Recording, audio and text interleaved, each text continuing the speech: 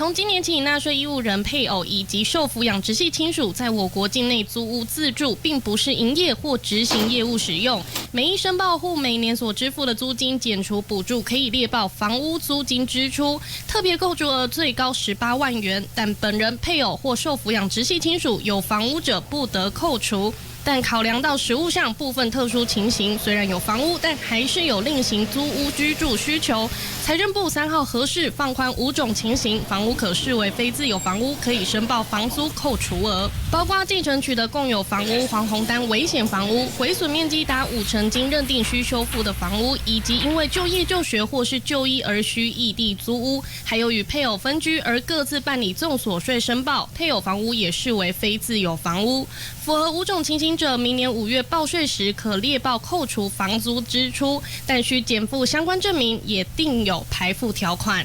东森新闻生活中心台北报道。